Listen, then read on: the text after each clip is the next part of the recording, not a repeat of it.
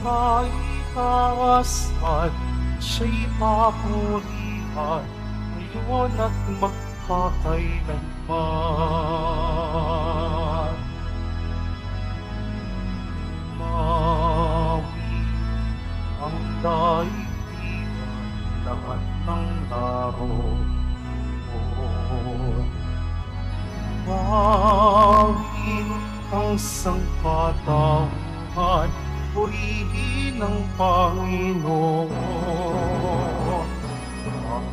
Papuri sa kaitaasan, siya'y papurihan, Diyos ng lahat. Papuri sa kaitaasan, siya'y papurihan, ngayon at magpakailanman. Sa ngalan ng Ama at ng Anak at ng Espiritu Santo. Amen. Ang pagpapala ng ating Panginoong Hesukristo, ang pag-ibig ng Diyos Ama, at ang pakikipagkaisa ng Espiritu Santo naway sumainyong lahat. At sumaiyo rin. Mga kapatid, tinipon tayo bilang kaanib ng angkan ng Diyos. Kaya dumulog tayo sa mawaing Panginoon na nagpapatawad ng lubos. Sinugong tagapagpagaling sa mga nagsisisi, Panginoon, kaawaan mo kami. Panginoon, kaawaan mo kami. Dumating na tagapag-anyayang mga makasalanan ay magsisi, Kristo, kaawaan mo kami. Kristo, kaawaan mo kami. Nakaluklok ka sa kanan ng Diyos Ama para ipamagitan kami. Panginoon, kaawaan mo kami. Panginoon, kaawaan mo kami. Kaawaan tayo ng makapangyarihang Diyos, patawarin tayo sa ating mga kasalanan at patnubayan tayo sa buhay na walang hanggan. Amen. Manalangin tayo. Ama naming makapangyarihan, sa iyo nagmumula ang tanang kabutihan.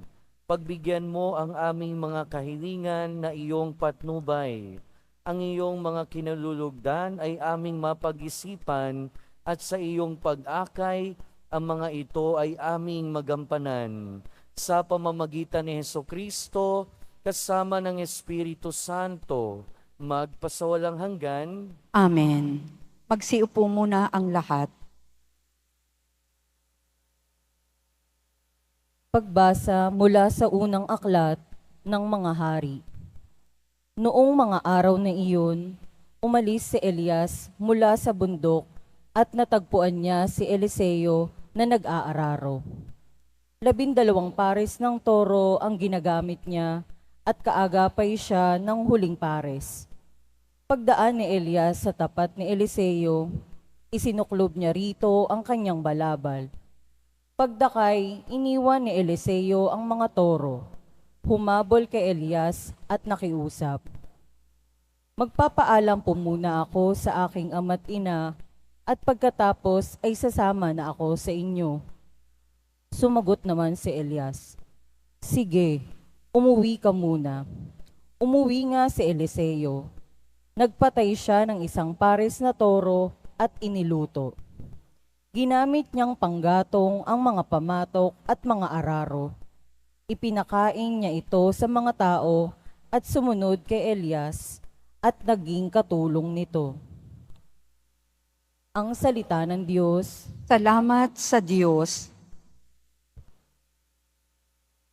Diyos ko, aking kapalaray, manahin ang iyong buhay. Diyos ko, aking kapalaray, manahin ng iyong buhay. O Diyos, ako'y ingatan mo. Ingatan ang inyong lingkod. Ang hangad ko ay maligtas, kaya sa'yo dumudulog.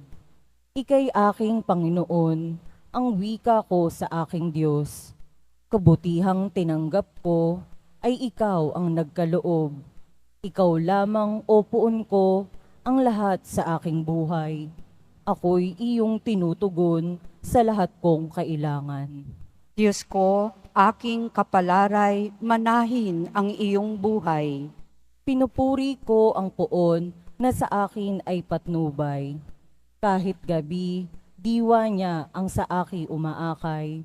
Nababatid ko na siya'y kasama ko sa oras-oras. Sa piling niya'y kailanmay hindi ako matitinag. Diyos ko, aking kapalaray, manahin ang iyong buhay. Kaya't ako'y nagdiriwang, ang diwa ko'y nagagalak. Ang lagi kong nadaramay, hindi ako matitinag.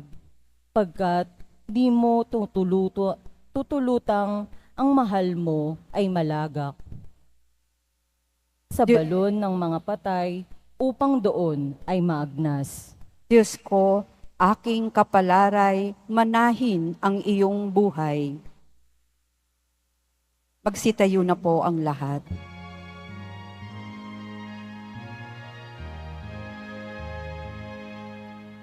Hallelujah,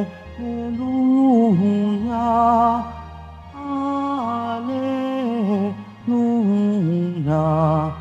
Hallelujah, Hallelujah.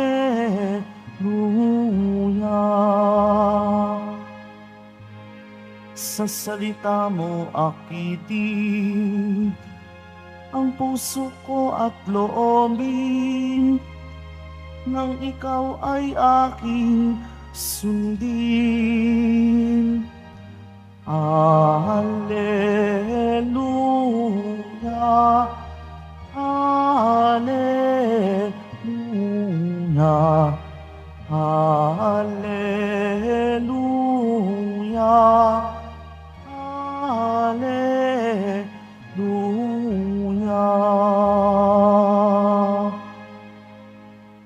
Sumainyo ang Panginoon. At sumayo rin. Ang mabuting balita ng Panginoon ayon kay San Mateo. Papuri sa iyo, Panginoon. Noong panahong iyon, sinabi ni Jesus sa kanyang mga alagad, "Narinig na ninyo noong unay iniutos sa mga tao, huwag kang sisira sa iyong pinanumpaang pangako, bagkus ay tupdin mo ang iyong sinumpaan sa Panginoon. Ngunit ngayon sinasabi ko sa inyo, huwag na kayong sumumpa kung nangangako kayo.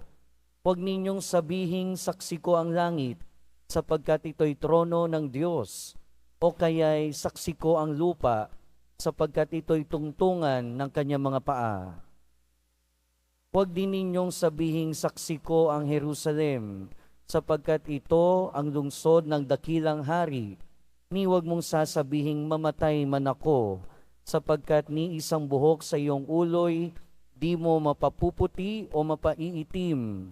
Sabihin mo na lang na oo kung oo at hindi kung hindi, sapagkat buhat na sa masama ang anumang sumpang idaragdag dito."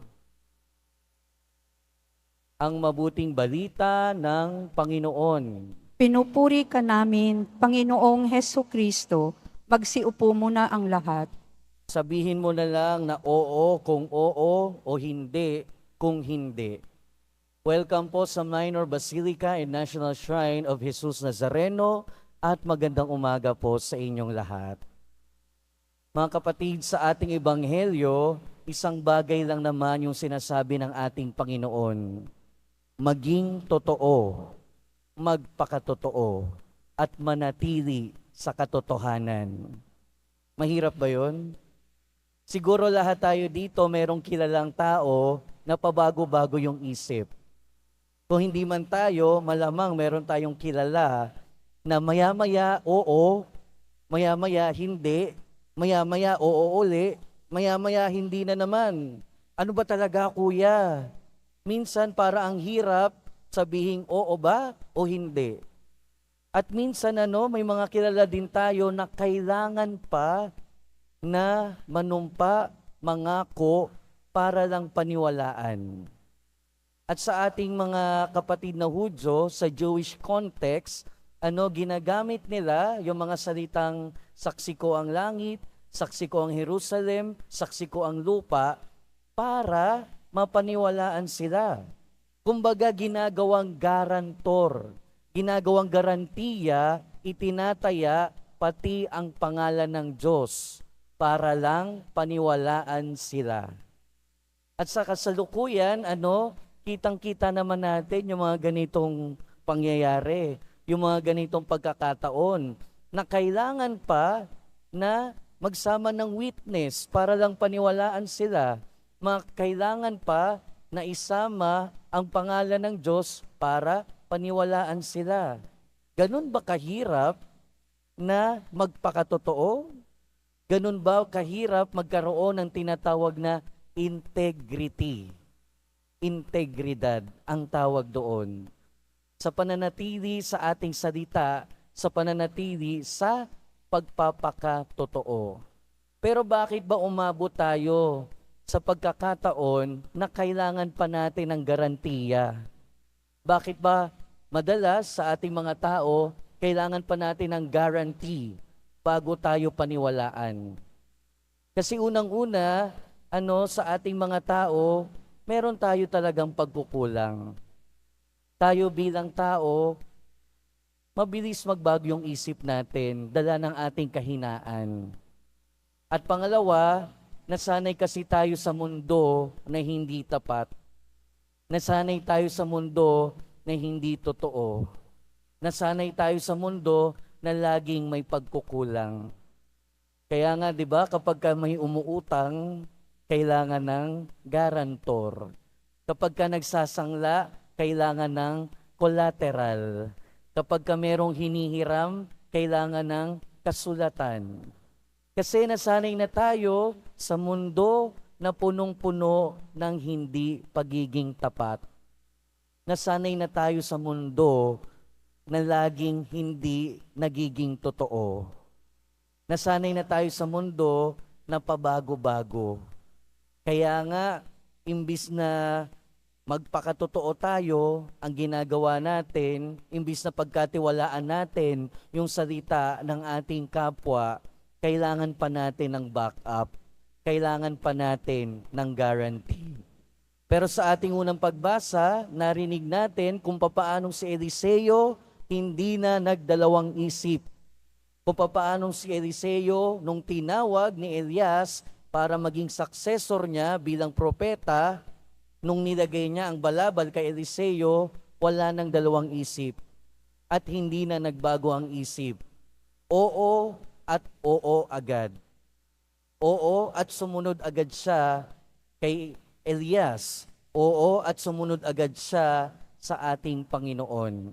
Mga kapatid, sa gitna ng mundo na punong-puno ng hindi tapat, sa gitna ng mundo na pabago-bago, ang panawagan sa atin ay maging totoo. Maging totoo at manatili sa katotohanan. At hindi lahat ng oras madali ito. Hindi lahat ng oras madaling manatili sa katotohanan. Dahil hindi naman lahat ng katotohanan madaling tanggapin. Pero ang katotohanan, sinasabi ng ating Panginoon, oo kung oo at hindi kung hindi, dahil unang-una, hindi naman natin mababago kung ano ang totoo. Kaya oo kung oo. At nawa, bigyan tayo ng grasya ng Diyos na magpakatotoo sa sarili natin, sa Diyos, at sa ating kapwa. Amen. Tumayo na po ang lahat.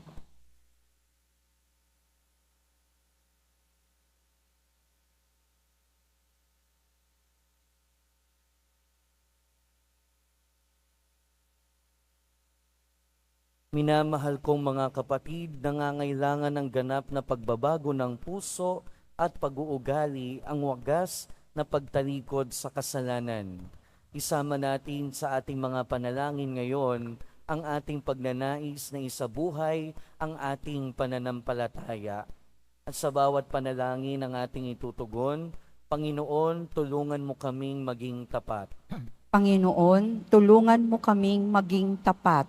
Ang mga lingkod ng simbahan naway maipakita nila ang kanilang katapatan at pagsasabuhay ng kanilang banal na mga tungkulin. Manalangin tayo. Panginoon, tulungan mo kaming maging tapat. Bilang isang komunidad, naway itugma natin ang ating buhay sa pag-ibig at pagiging mahabagin ni Jesus at hindi sa pagpapakitang tao at pagkukunwari. Manalangin tayo. Panginoon, tulungan mo kaming maging tapat. Sa ating sariling buhay, tayo naway maging tunay at tapat na laging handang tumalima sa kalooban ng Diyos nang walang pag-aalinlangan. Manalangin tayo. Panginoon, tulungan mo kaming maging tapat. Ang mga may sakit at mga bigo naway makaranas ng pag-ibig at habag ni Jesus mula sa mga nag-aaruga sa kanila. Manalangin tayo. Panginoon, tulungan mo kaming maging tapat. Ang mga namatay naway tumanggap ng walang hanggang kaligayahan sa kaharian ng Diyos. Manalangin tayo. Panginoon, tulungan mo kaming maging tapat. Ama naming nasa langit, higit mong pagyamanin ang biyayang ipinagkakaloob mo sa amin. Tulungan mo kaming tuparin ang aming pangako ng buong puso. Hinihiling namin ito sa pamamagitan ni Kristo na aming Panginoon. Amen.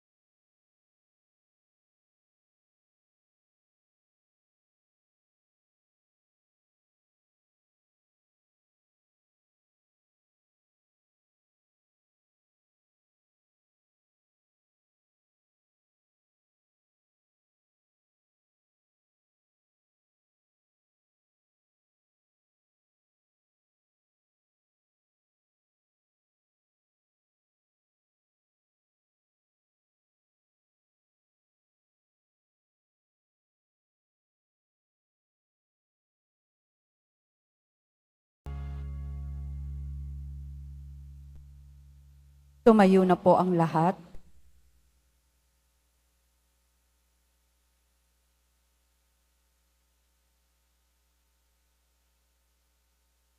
Manalangin kayo mga kapatid upang ang paghahain natin ay kalugdan ng Diyos amang makapangyarihan. Tanggapin nawa ng Panginoon itong paghahain sa iyong mga kamay, sa kapurihan niya at karangalan, sa ating kapakinabangan at sa buong sambayanan niyang banal. Ama naming lumikha, tunghayan mo at kalugdan ang paglilingkod na aming ginagampanan, upang ang aming inihahain ay iyong marapating, at ang aming pag-ibig ay iyong pag-alabin. Sa pamamagitan ni Jesucristo, kasama ng Espiritu Santo, magpasawalang hanggan. Amen. Sumainyo ang Panginoon. At sumaiyo rin, Itaas sa Diyos ang inyong puso at diwa. itinaas na namin sa Panginoon. Pasalamatan natin ang Panginoong ating Diyos. Marapat na siya ay pasalamatan. Ama naming makapangyarihan, tunay ngang marapat na ikaw ay aming pasalamatan. Pinagbibigyan mong ito'y aming maihayag, kahit na ito'y walang anumang maidaragdag, sa kadakilaang sa iyo ay lakas. Sa pagpupuri nami ang nakikinabang, ay kami ring iyong pinakikiharapan sa pamamagitan ng iyong anak na minamahal. Kaya kaisa ng mga anghel na nagsisiawit ng papuri sa iyo nang walang humpay sa kalangitan, kami nagbubunyi sa iyong kadakilaan. Santo, Santo, Santo, Panginoong Diyos ng mga hukbo, napupuno ang langit at lupa ng kadakilaan mo. O sana sa kaitaasan, pinagpala ang naparirito sa ngalan ng Panginoon. O sana sa kaitaasan, magsiluhod po ang lahat. Ama naming banal, ikaw ang bukal ng tanang kabanalan. Kaya't sa pamamagitan ng iyong Espiritu, gawin mong banal ang kaloob na ito upang para sa aming maging katawan at dugo ng aming Panginoong Hesukristo. Bago niya pinagtiis ang kusang loob na maging handog, hinawakan niya ang tinapay, pinasalamatan kaniya, pinaghati-hati niya iyon, iniabot sa kanyang mga alagad at sinabi, "Tanggapin ninyong lahat ito at kanin. Ito ang aking katawan na ihahandog para sa inyo."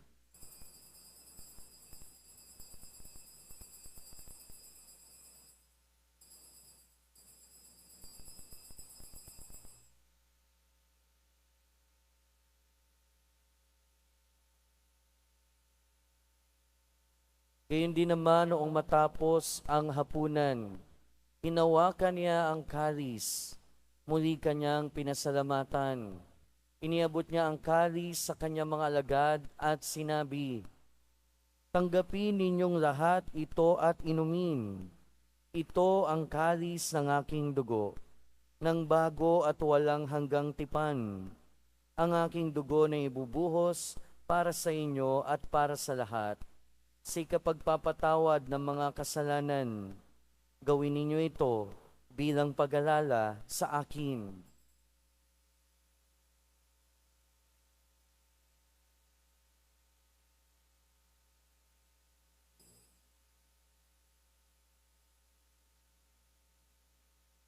Tumayo na po ang lahat. Ipagbunyi natin ang misteryo ng pananampalataya. Si Kristo'y namatay, si Kristo'y nabuhay, si Kristo'y babalik sa wakas ng panahon. Ama, ginagawa namin ngayon ang pag-alala sa pagkamatay at muling pagkabuhay ng iyong anak.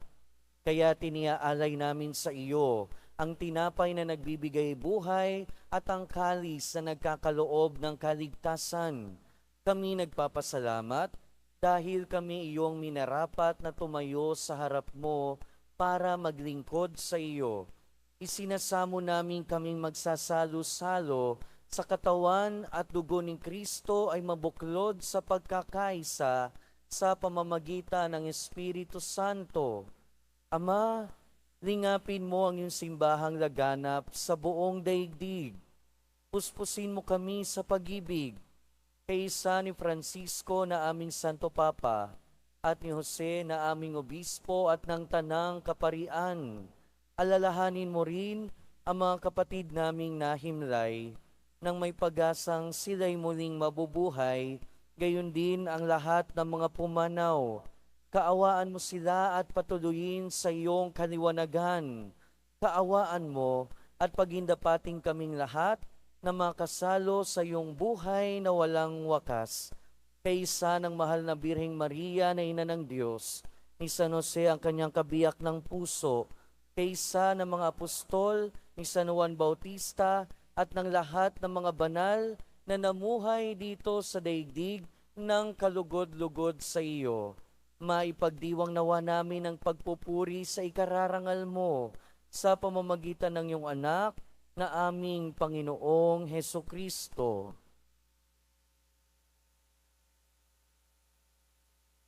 Sa pamamagitan ni Kristo, kasama niya at sa Kanya, ang lahat ng parangal at papuri ay sa iyo, Diyos amang makapangyarihan, kasama ng Espiritu Santo, magpasawalang hanggan. Amen. Sa tagubili ng mga nakagagaling na utos at turo ni Jesus na Panginoon natin at Diyos, ipahayag natin ng lakas loob. Ama namin, sumasalangit ka, sambahin ang ngalan mo, mapasa amin ang kaharian mo, sundin ang loob mo dito sa lupa para ng sa langit. Bigyan mo kami ngayon ng aming kakanin sa araw-araw, at patawarin mo kami sa aming mga sala, para ng pagpapatawad namin sa nagkakasala sa amin. At huwag mo kaming ipahintulot sa tukso at iadya mo kami sa lahat ng masama. Hinihiling namin kami adya sa lahat ng masama, pagkalooban ng kapayapaan araw-araw, iligtas sa kasalanan at ilayo sa lahat ng kapahamakan. Samantalang aming pinananabikan ang dakilang araw ng pagpapahayag ng tagapagligtas naming si Heso Kristo. Sapagkat iyo ang kaharian at ang kapangyarihan at ang kapurihan magpakailanman. Amen. Panginoong Heso Kristo, sinabi mo sa iyong mga apostol, kapayapaan ang iniiwan ko sa inyo, ang aking kapayapaan ang ibinibigay ko sa inyo. Tunghayan mo ang aming pananampalataya at huwag ang aming pagkakasala. Pagkalooban mo kami ng kapayapaan at pagkakaisa ayon sa iyong kalooban. Kasama ng Espiritu Santo, magpasawalang hanggan. Amen. Ang kapayapaan ng Panginoon ay laging sumainyo. At sumayo rin. Magbigayan kayo ng kapayapaan sa isa't isa. Kordero ng Diyos na nag-aalis ng mga kasalanan ng sanlibutan, maawa ka sa amin. Kordero ng Diyos na nag-aalis ng mga kasalanan ng sanlibutan, maawa ka sa amin. Kordero ng Diyos na nag-aalis ng mga kasalanan ng sanlibutan, ipagkaloob mo sa amin ang kapayapaan. Lumuhod po ang lahat.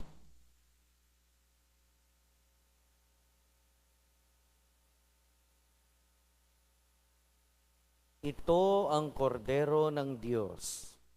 Ito ang nag-aalis ng kasalanan ng sanlibutan. Mapalad ang mga inaanyayahan sa kanyang piging. Panginoon, hindi ako karapat-dapat na magpatuloy sa iyo, ngunit sa isang salita mo lamang ay gagaling na ako.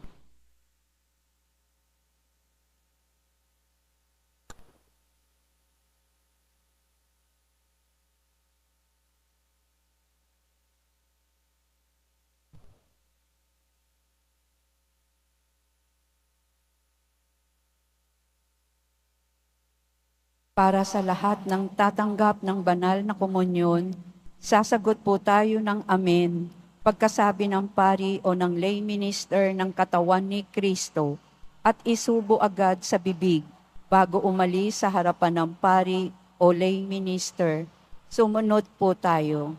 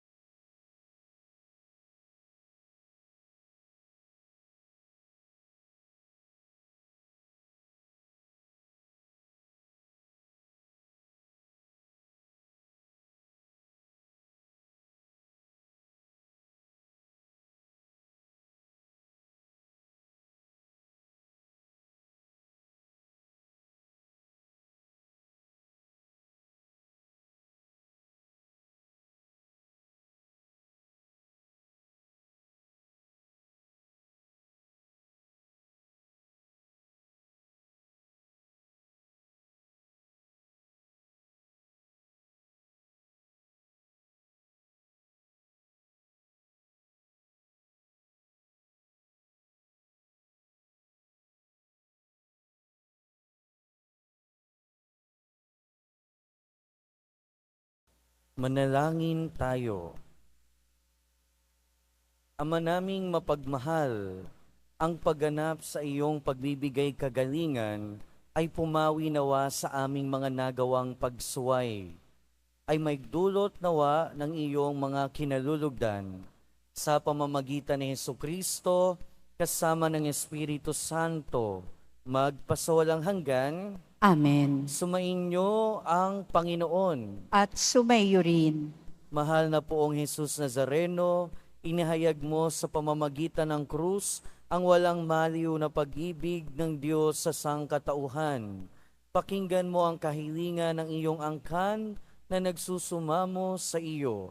Makamtanawa nila ang iyong katugunan at tanggapin ang kasagutan na may utang na loob na tinatanaw. Basbasan din po ninyo ang mga daladala nilang imahen at dasalan.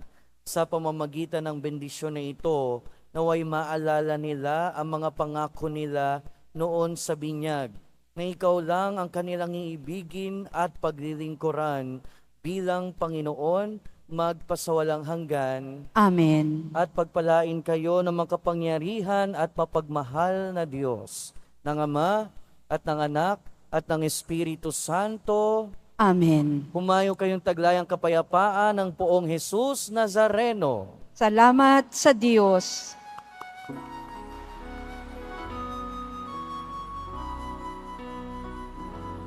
Nuestro Padre Jesus Nazareno, sinasamba ka namin.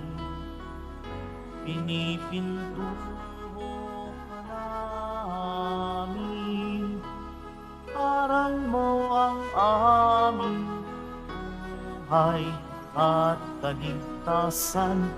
Nuestro Padre Jesus Nazareno, iligtas mo kami sa kasalanan.